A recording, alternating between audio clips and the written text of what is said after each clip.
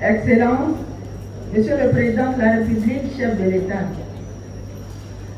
Madame Brigitte Touadéra, Première Dame de Centrafrique, Honorable Président de l'Assemblée nationale et Madame, Monsieur le ministre des Transports, représentant le Premier ministre chef du gouvernement,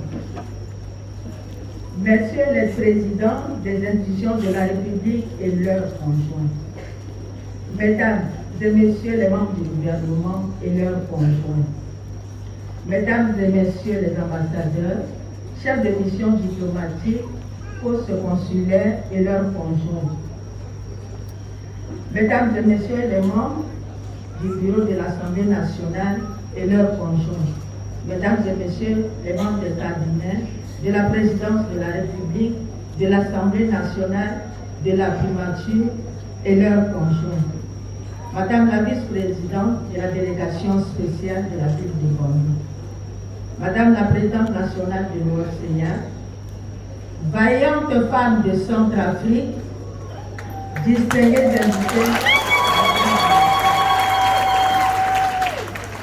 La République centrafricaine, à l'instar des autres pays membres des Nations Unies, célèbre ce jour la journée du 8 mars, Journée internationale des droits de la femme. La journée de cette année s'inscrit sous le thème de l'égalité aujourd'hui pour un avenir durable. Ceci en reconnaissance de la contribution des femmes et des filles du monde entier qui mènent l'offensive quant à l'adaptation et la réponse au changement climatique et à leur atténuation et en faveur de la construction d'un avenir plus durable. Au niveau national, le gouvernement, par le biais du ministère de la Promotion du genre, de la protection de la femme, de la famille et de l'enfant, compte célébrer cette journée autour du thème l'égalité des sexes pour une participation inclusive au processus de paix et de développement durable en République centrafricaine.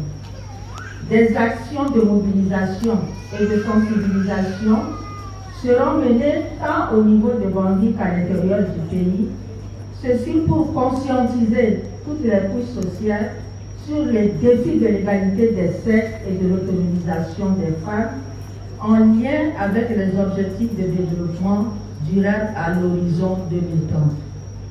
En effet, la journée du 8 mars est une journée d'action, de sensibilisation et de mobilisation dédiée à la lutte pour les droits des femmes, pour l'égalité et pour la justice.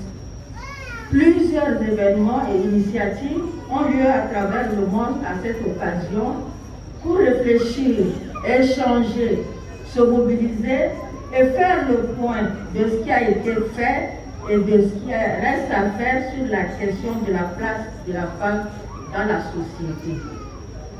C'est aussi l'occasion de mettre en avant les initiatives qui placent les femmes au cœur de la création ainsi que leur participation à la vie sociale, politique et économique.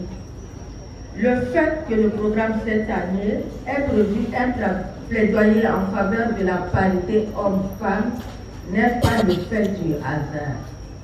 Monsieur le Président de la République, chef de l'État, le vote et la promulgation de la loi numéro 16004 du 24 novembre 2016 instituant la parité entre les hommes et les femmes ont été rendus possibles grâce à votre leadership.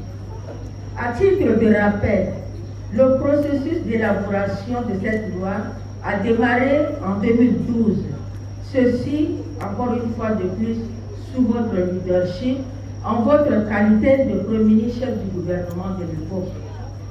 Le titre de champion qui vous sera décerné n'aura donc pas été le fait du hasard. Cette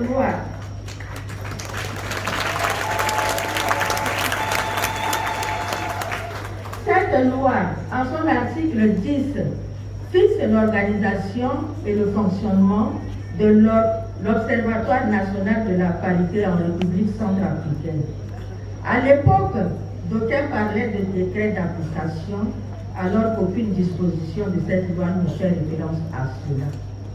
L'Observatoire national de parité a juste pour mission de veiller au suivi et évaluation de l'égalité entre les hommes et les femmes dans les différentes structures de la République. Et à ce titre, il est chargé de prévenir, d'alerter et de sensibiliser par des débats sur la problématique de la parité et de la non-discrimination, de porter le plaidoyer en faveur de l'éducation des filles, de la formation et de l'alphabétisation des femmes, de l'autonomisation, de la promotion de la femme et de la jeune fille, de rassembler toutes les données, les recherches et les analyses sur la situation des femmes en République centrafricaine.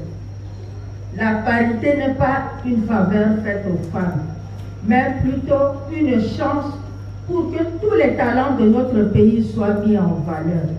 Et la parité ne doit pas non plus faire entorse au principe de la personne qu'il faut à la place qu'il faut lorsqu'il s'agira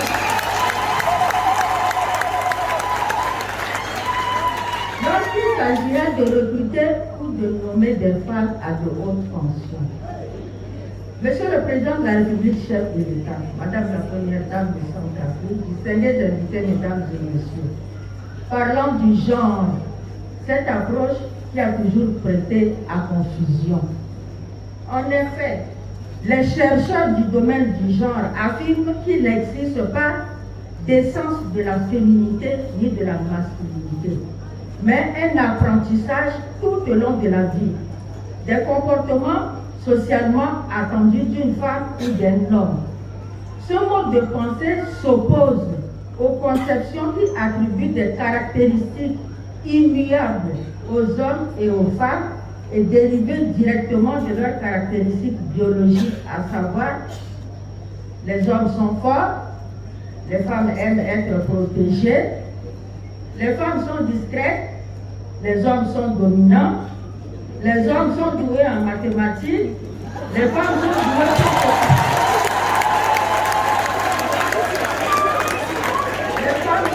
pour s'occuper des autres, les hommes ne savent pas cuisiner, alors qu'il n'existe que des majordomes dans les grands hôtels.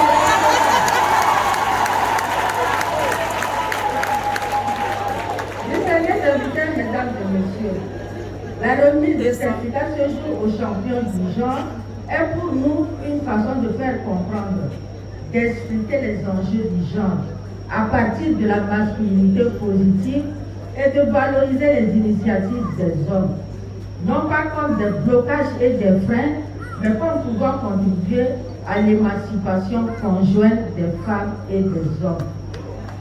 En fait, la masculinité positive est l'ensemble des caractéristiques et comportements propres aux hommes dépourvus de toute forme de violence. Ce concept encourage les hommes à être des partenaires et alliés des femmes plutôt que d'exprimer leur masculinité par la violence. Les garçons et les hommes sont incités à travers ce concept à collaborer avec les femmes, à incarner des valeurs telles que l'humilité, le partage, l'ouverture d'esprit et le respect de l'autre. Nous évoluons dans une société phallocratique où il est enseigné dès le bas âge à tout garçon, consciemment ou inconsciemment, qu'un homme ne pleure pas, qu'un homme doit toujours montrer qu'il est fort et que c'est à l'homme qu'il revient de prendre soin de la famille. Et à force de véhiculer cette conception du rôle de l'homme, la société crée des hommes déséquilibrés qui, pour montrer leur masculinité, se disent que le mieux à faire, c'est de se dérouler sur les femmes et les filles. Monsieur Ghislain Kodjo, c'est un web marketeur de Nouveau résident en France, fondateur de l'agence Digitalement Parlant. Dans le cadre de la Journée internationale de la femme édition 2020, il s'est déguisé en femme et explique les raisons d'une telle initiative. Je cite: « J'ai décidé de montrer qu'en chaque garçon, homme, qu'il y a une belle part de féminité et que les filles et les femmes sont nos égales, nos partenaires de la vie et non des adversaires, des esclaves.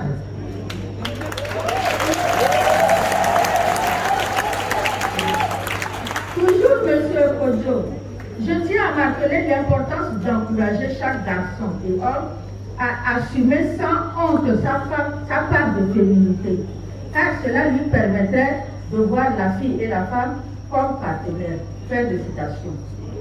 En fait, M. Ghislain Kojo croit fortement que les garçons et les hommes sont capables de sensibilité, de bienveillance, de tendresse et du don de soi par amour. Il recommande que les hommes et les garçons devraient pleurer s'ils en éprouvent le besoin. Demander de l'aide à une femme quand ils sont à terre, sans culpabiliser. Ainsi, ils pourront se forger une personnalité qui va leur permettre de s'épanouir au sein de la société sans ressentir l'envie de prouver une virilité par la violence à l'égard des femmes et des filles. C'est dire que la masculinité positive est l'une des solutions pour une société sans violence faite aux femmes et aux filles.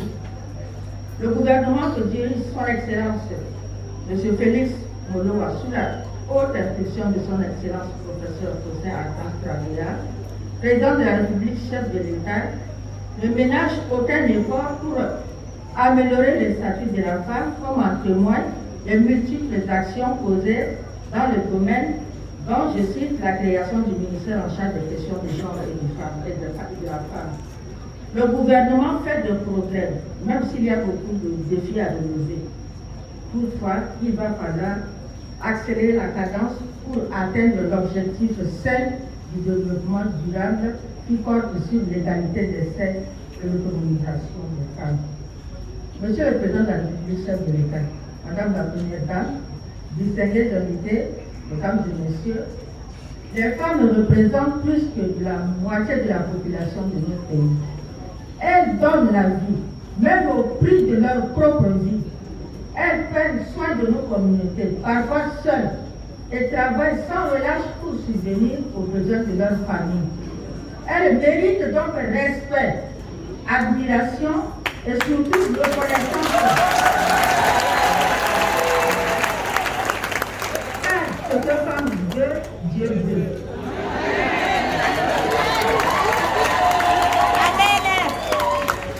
Monsieur le Président de la République, chef de l'État, Monsieur le représentant du Premier chef du gouvernement, les femmes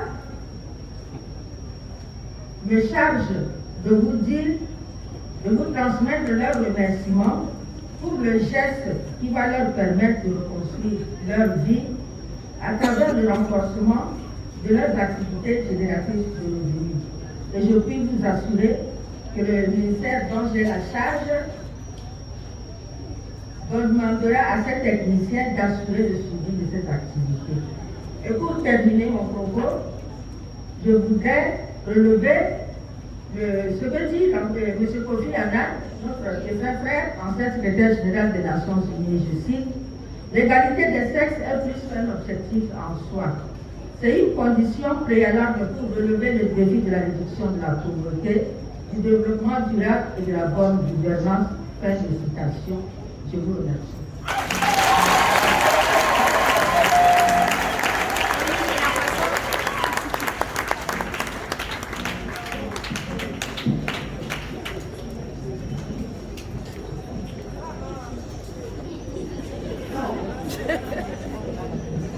Classe aux femmes du 3e millénaire pour une animation musicale.